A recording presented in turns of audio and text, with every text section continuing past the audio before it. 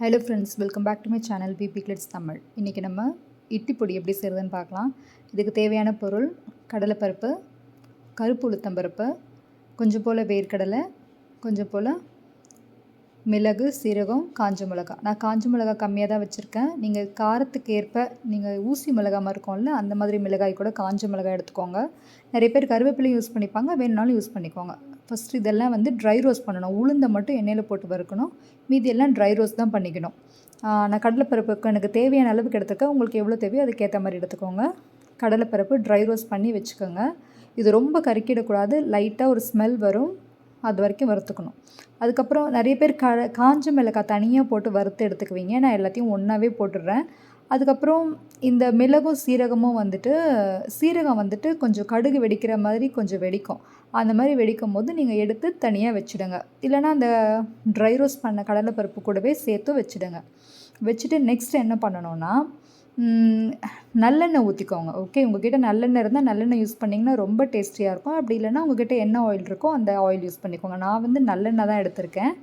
நல்லெண்ணெய் கூட கருப்பு உளுத்தம்பருப்பு, கருப்பு உடச்ச உளுத்தம்பருப்பு எடுத்திருக்கேன். உங்கள்கிட்ட முழு உளுத்தம்பருப்பு இருந்து போட்டாலும் ரொம்ப டேஸ்டியாக இருக்கும். இல்லை வெள்ளை உளுந்து தான் இருக்குதுன்னு சொன்னாலும் ஓகே தான். உங்கள்கிட்ட எது இருக்கோ அதுக்கேற்ற மாதிரி வச்சுக்கோங்க.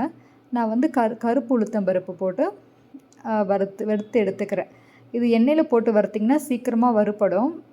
அப்படி ட்ரை ரோஸ்ட் பண்ணி எடுத்தாலும் ட்ரை ரோஸ்ட் பண்ணி எடுத்துக்கலாம். ஆனால் நல்லெண்ணெயில் போட்டு வறுத்திங்கன்னா உங்களுக்கு இட்லி பொடியே ரொம்ப டேஸ்டியாக இருக்கும்.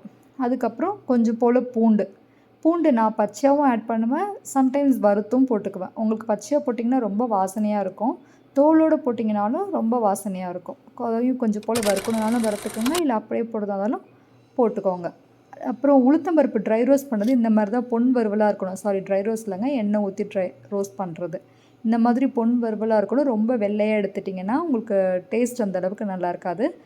அப்படியே நீங்கள் கருப்பு உளுந்த பருப்பு வறுக்கும் போது அதில் ஒரு வாசனை கமன்னு வரும். அந்த சமயத்தில் நீங்கள் எடுத்து ஆற வச்சு அரைக்கணும். சரிங்களா? சூட்டோடு அரைச்சிங்கன்னா அந்த சூட்டில் வேர்த்து வடியும்.